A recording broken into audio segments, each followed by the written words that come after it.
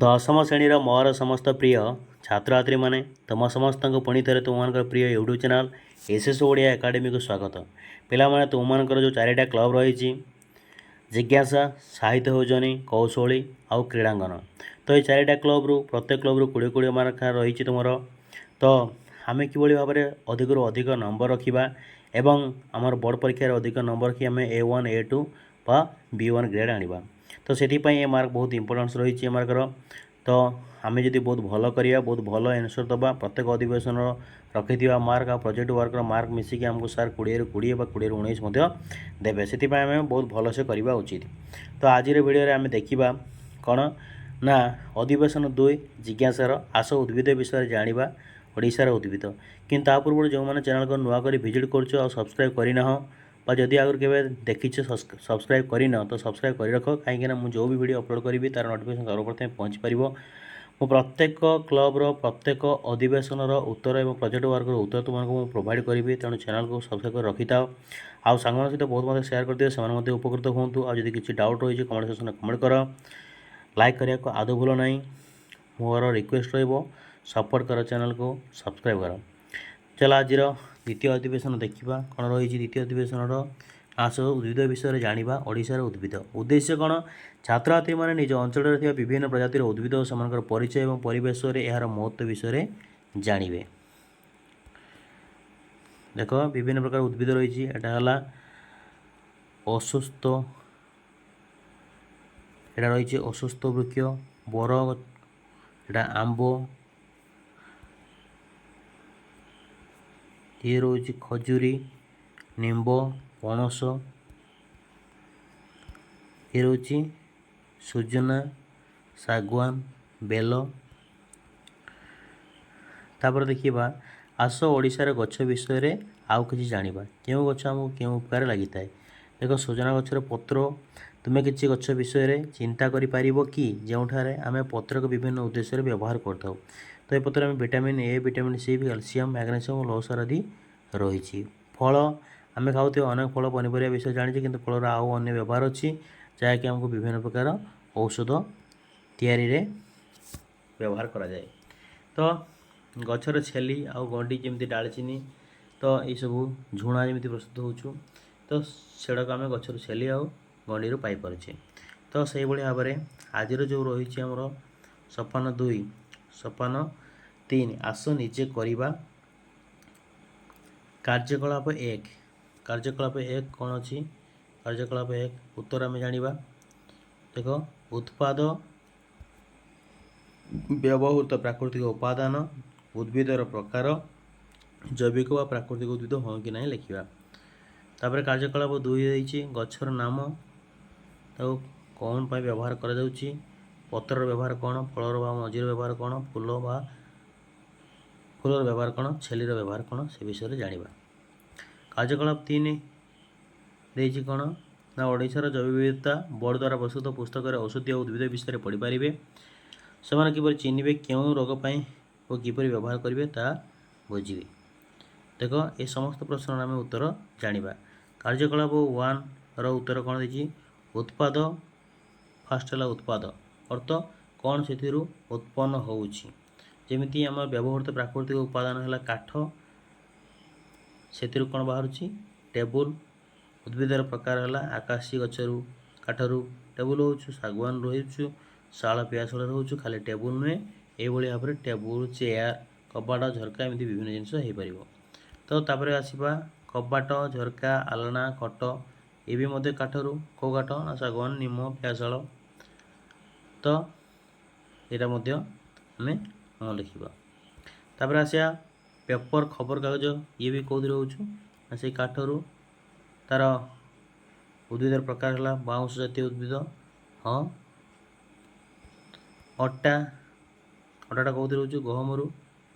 ପ୍ରକାର, ଉଦ୍ଭିଦର ପ୍ରକାର ଗହମ।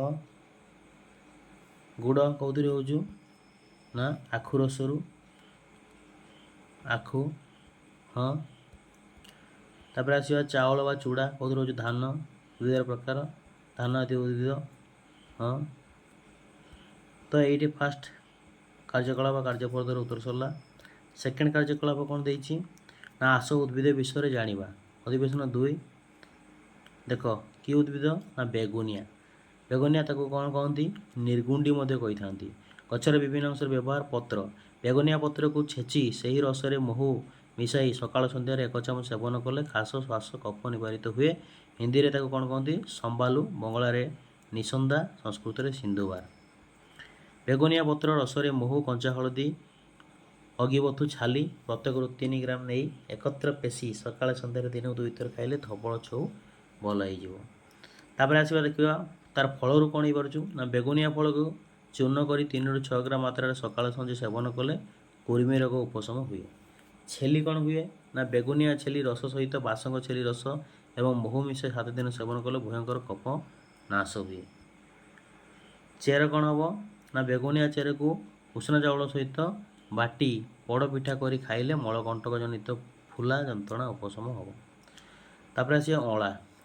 ଓଡ଼ିଆରେ ତାକୁ କ'ଣ କହନ୍ତି? ଅଁଳା। ହିନ୍ଦୀରେ ଆମ୍ବଳା, ବଙ୍ଗଳାରେ ଆମ୍ଲା, ସଂସ୍କୃତରେ ଧାତ୍ରୀ। ବୈଜ୍ଞାନିକ ପରିଭାଷା ଉର୍ମିଳିକା ଅଫିସନାଲିସ୍। ଏହି ରୋଗରେ ଅଁଳା ରସ ଦିନକୁ 3 ଥର ପାନ କଲେ ଏଥିରେ ଥିବା ଭିଟାମିନ୍ ସି ଯକ୍ଷ୍ମା ରୋଗକୁ ଶୀଘ୍ର ଦୂର କରେ। ତାପରେ ଆସିବା ନାଳ ଝାଡ଼ା, ପେଟ ବିନ୍ଧା। ଅଁଳା ରସ, ପୋସ୍ତକ ବଟା ଏବଂ ଚିନି ମିଶାଇ ସେବନ କଲେ ଏହିସବୁ ରୋଗ ଭଲ ହୁଏ। ନିମ୍ବ ଗଛ କେଉଁ କାମରେ ଲାଗେ? ହିନ୍ଦୀରେ ତାକୁ ନିମ୍ବ କହନ୍ତି, ବଙ୍ଗଳାରେ ନିମ୍, ତେଲୁଗୁରେ ଭେପା, ସଂସ୍କୃତରେ ତିକ୍ତକ। ପତ୍ର ବିଭିନ୍ନ ଚର୍ମ ରୋଗ, ସେପ୍ଟିକ୍ ଘା, ବଥ, ବାଗି, ବ୍ରଣ ଉପରେ ନିମ ପତ୍ରକୁ ବାଟି ଗାଈ ଘିଅ ସହିତ ମିଶାଇ ସାମାନ୍ୟ ଗରମ କରି ଲେପ ଦେଲେ ଶୀଘ୍ର ଭଲ ହୋଇଯାଏ। ତ ମୁଁ ପ୍ରତ୍ୟେକ ଅଧିବେଶନର ଆନ୍ସର ତୁମମାନଙ୍କ ପାଇଁ ନେଇକି ଆସୁଛି। ଟିକେ ହ୍ୟାଣ୍ଡରାଇଟିଂ ଭଲ ନାହିଁ, ତ ସେଇ ଅନୁସାରେ ତୁମେମାନେ ନିଜେ ହ୍ୟାଣ୍ଡରାଇଟିଂ ଭଲ କରି ଲେଖିବ, କାହିଁକିନା ନମ୍ବର ତୁମକୁ ଦରକାର, ମୋତେ ଦରକାର ନାହିଁ। କିନ୍ତୁ ମୋତେ ଗୋଟେ ସବସ୍କ୍ରାଇବ୍ ଦରକାର ଅଛି, ତୁମମାନଙ୍କ ସପୋର୍ଟ ଦରକାର ଅଛି, ସହଯୋଗ ଦରକାର ଅଛି। ତୁମେ ଯଦି ସହଯୋଗ କରିବ ମୁଁ ପ୍ରତ୍ୟେକ ଅଧିବେଶନର ଆନ୍ସର ନେଇକି ତୁମମାନଙ୍କ ପାଇଁ ଆସିବି, ଯେତେ ବି କଷ୍ଟ ହେଉ, ଯେତେ ରାତି ହେଉ। ନିମ୍ବ କାଠ, ଏଥିରେ ମହାପ୍ରଭୁଙ୍କ ରଥ ନିର୍ମାଣ କରାଯାଏ।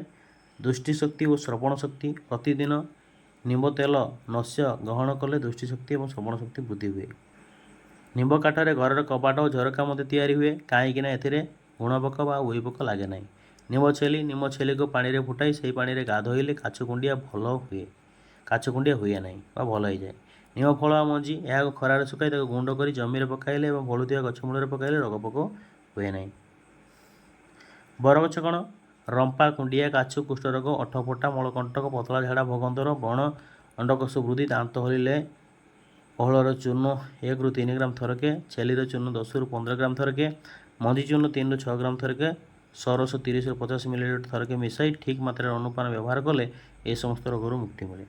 ବେଲ ଗଛ କ'ଣ ହେବ ନା ଓଡ଼ିଆରେ ତାକୁ ବେଲ କହନ୍ତି, ହିନ୍ଦୀରେ ବେଲ, ବିଲି, ବଙ୍ଗଳାରେ ବିଲୋ। ପତ୍ର ମହାଦେବଙ୍କର ଅତି ପ୍ରିୟ, ଏହାଦ୍ୱାରା ଗ୍ୟାସ୍, ଏସିଡ଼ିଟି ଓ ପେଟ ଫମ୍ପା କମ୍ ହୋଇଥାଏ। ବେଲ ଫୁଲ, ଏହା ଅତିସାର, ତୃଷା ଓ କ୍ଳାନ୍ତି ନିବାରକ। ବେଲ ଫଳ, କଞ୍ଚା ଫଳ, ମଧୁ ମିଶ୍ରିତ କଷାୟ ରସ, ମଳରୋଧକ। ପାଚିଲା ବେଲ ମଳବର୍ଦ୍ଧକ, ଶୁକ୍ରବର୍ଦ୍ଧକ। ପାଚିଲା ବେଲଟା ମଳବର୍ଦ୍ଧକ, ଶୁକ୍ରବର୍ଦ୍ଧକ, କିନ୍ତୁ କଞ୍ଚା ବେଲ ଯଦି ଆମେ ଖାଇବା ତାହେଲେ ମଳକୁ, ପତଳା ଝାଡ଼ାକୁ ରୋକିବ। ବେଲ ଶୁଣ୍ଠା, କଫ, କାତ, ପେଟ ଫମ୍ପା, ଅଜୀର୍ଣ୍ଣ, ଅତିସାର, ନାଳରକ୍ତ ଝାଡ଼ା ଏବଂ ଯାବତୀୟ ପେଟ ଗଣ୍ଡଗୋଳର ପ୍ରୟୋଗ କରାଯାଏ। ଆମ୍ବ ଗଛ କ'ଣ ହୁଏ ନା ପତ୍ର, ଏହାକୁ ବିଭିନ୍ନ ପୂଜାତ ଶୁଭ କାର୍ଯ୍ୟରେ ଲଗାଯାଏ। ଫଳ ଆମ୍ବକୁ ଖଟା ତଥା ଖାଇବାକୁ ସମସ୍ତେ ଭଲ ପାଆନ୍ତି। କାଠକୁ ଜାଳିନି ତଥା ଅନ୍ୟାନ୍ୟ ଖଟ, ଟେବୁଲ, କବାଟ ତିଆରିରେ ଲଗାଯାଏ। ତାପରେ କାର୍ଯ୍ୟକଳାପ 3 ଦେଖ। ଔଷଧୀୟ ବୃକ୍ଷ ସବୁ କ'ଣ କ'ଣ ରହିଲା? ଅଁଳା କେଉଁ ରୋଗକୁ ସିଏ ଭଲ କରେ? ଗ୍ୟାଷ୍ଟ୍ରିକ୍, ସ୍କର୍ବି, ବାନ୍ତି, ଯକ୍ଷ୍ମା ରୋଗ, ଅଜୀର୍ଣ୍ଣ, ଅରୁଚି। ଦୁବଘାସ, ପତଳା ଝାଡ଼ା, ନାଳ ଝାଡ଼ା, ବାନ୍ତି, ଜ୍ୱର, ମସ୍ତିଷ୍କ ରୋଗ, ଚର୍ମ ରୋଗ। ବ୍ରାହ୍ମୀ, ଧବଳକୁଷ୍ଠ, ପାଗଳପଣ, ଆଖି ରୋଗ, ପରିସ୍ରା କଷ୍ଟ। ବାସଙ୍ଗ, କାଶ, ଦନ୍ତ ରୋଗ, ସର୍ଦ୍ଦି, ଘା, ରକ୍ତହୀନତା, ରକ୍ତ ମୂତ୍ର। ହରିଡ଼ା, ସ୍ମରଣ ଶକ୍ତି ବୃଦ୍ଧି, ବାୟୁଦୋଷ, କୋଷ୍ଠବଦ୍ଧତା, ଅର୍ଶ। ବାହାଡ଼ା, ମୁଣ୍ଡ ବାଳ ଝଡ଼ିବା, ଶ୍ୱାସ, କାଶ, ପେଟ ରୋଗ, ଆଖି ରୋଗ। ଅଶୋକ, ନାଳରକ୍ତ ଝାଡ଼ା, ସ୍ୱପ୍ନଦୋଷ, ହାଡ଼ ଭଙ୍ଗା, ବହୁମୂତ୍ର, ଗର୍ଭଧାରଣ। ଅନନ୍ତମୂଳ, ମେହ, ହାଡ଼ ଫୁଟି, ମିଳିମିଳା, ଇନ୍ଦ୍ରିୟ ଦୁର୍ବଳତା, ଗୁଳୁଚି, ପୁରାତନ ଜ୍ୱର, ବାତ ଜ୍ୱର, ମ୍ୟାଲେରିଆ, କୁଷ୍ଠ, ଏ ସମସ୍ତ ରୋଗକୁ ଏମାନେ ଭଲ କରନ୍ତି। ଶଙ୍ଖପୁଷ୍ପୀ, ମେହ, ଧାତୁଦୋଷ, ନପୁଂସକତା, ମେଧାଶକ୍ତି ବୃଦ୍ଧି। ଶତାବରୀ, ପରିସ୍ରା ପୋଡ଼ା, ରକ୍ତହୀନତା, ଶୀଘ୍ର ପତନ, ସ୍ତନ କ୍ଷୀର ବୃଦ୍ଧି। ଯଷ୍ଟିମଧୁ, ବ୍ରଣ, ସ୍ୱରଭଙ୍ଗ, କଫ, କଟାଘା, କାମଳ ଏ ସମସ୍ତ ରୋଗକୁ ଏମାନେ ଭଲ କରିଥାନ୍ତି। ଗଖୁରା ମୂତ୍ରନଳୀରେ ପଥର, ଗର୍ଭନିରୋଧ, ପ୍ରସାବ ଜ୍ୱାଳା, ପୂର୍ଣ୍ଣନବା, ଚକ୍ଷୁଧରା, ଅନ୍ଧାରକଣା, ପରଳ, ଅର୍ଶ, ସର୍ପବିଷ, ଅଶ୍ୱଗନ୍ଧା, ନିଦ୍ରାନାଶ, ଯୌନଶକ୍ତି ବୃଦ୍ଧି, ସ୍ତ୍ରୀର ସ୍ତନରେ ଦୁଗ୍ଧ ବୃଦ୍ଧି, ବରଗଛ, ମେହ, ପ୍ରମେହ, ନପୁଂସକତା, ମଧୁମେହ, କେଶ ବୃଦ୍ଧି କରିଥାଏ। ବେଲ, ଝାଡ଼ା ରୋଗ, କୋଷ୍ଠକାଠିନ୍ୟ, ପେଟମରା, ଜ୍ୱର। ହଳଦୀ, ବିଛା ମାରିଲେ, ଅଜ୍ଞାବାତ, ନପୁଂସକତା, ଶ୍ୱାସ ଏ ସମସ୍ତ ରୋଗକୁ ଭଲ କରିଥାଏ। ପାନ, ଗଦର, କଫ, ବାତ, ଅଣ୍ଡକୋଷ ବୃଦ୍ଧି, ପେଟମରା ଏସବୁ ଜିନିଷକୁ ଭଲ କରିଥାଏ। ପଳାଶ, କୁର୍ମି, ଝାଡ଼ା, ଅର୍ଶ, ବନ୍ଧ୍ୟାର ସନ୍ତାନ ଲାଭ। ଅର୍ଜୁନ, ମେଦବୃଦ୍ଧି, କ୍ଷୟକାଶ, ହାଡ଼ଭଙ୍ଗା, ଶୁକ୍ରମେହ, ମୁଥା, ଶୁଖିଲା କାଶ, କଣ୍ଠରୋଗ, ପ୍ରମେହ। ତେନ୍ତୁଳି, ସର୍ପଦଂଶନ, ଆମାଶୟ, ତଳଝାଡ଼ା, ହୁପିଂ କାଶ। ଶିମୁଳି, ଶୂଳ, ଅତିସାର, ମୁହଁର କଳାଦାଗ, ମୁହଁର ବ୍ରଣ। କଦମ୍ବ, ଜ୍ୱର, ପେଟଫମ୍ପା, କଟାଘା, ଆଣ୍ଠୁଗଣ୍ଠି ବାତ। ଜଡ଼ା, କୁର୍ମି, ପେଟଫୁଲା, ଆଖିଧରା, ଛେଚା ଘା। କରଞ୍ଜ, କେଶ ଉପୁଡ଼ୁଥିଲେ, ଚର୍ମ ଉକୁଣି, ଘାରେ ପୋକ ହେଲେ ବ୍ୟବହାର କରାଯାଏ। ବେଗୁନିଆ, କୁର୍ମି, ମଳକଣ୍ଟକ, ପକ୍ଷାଘାତ, ଶିରପୀଡ଼ା, କର୍ଣ୍ଣଶୂଳ। ନିମ୍ବ, ଗଳା ଦରଜ, ଗଣ୍ଠିପାତ, ପ୍ରଦର ରୋଗ। ରସୁଣ, ମୁହଁମଡ଼ା ରୋଗ, ଝାଡ଼ା, ଆଜମା, ରକ୍କା। ଅପାମାର୍ଗ, ଅତିସାର, ପାଗଲା କୁକୁର କାମୁଡ଼ା, ବିଷାକ୍ତ ସର୍ପ। ଅରଖ, ଗଦର, ପାରାଲିସିସ୍, କଣନଖା, ଭଗନ୍ଦର, ଅର୍ଶ ଏଗୁଡ଼ାକ ସବୁ ଭଲ କରିଥାଏ।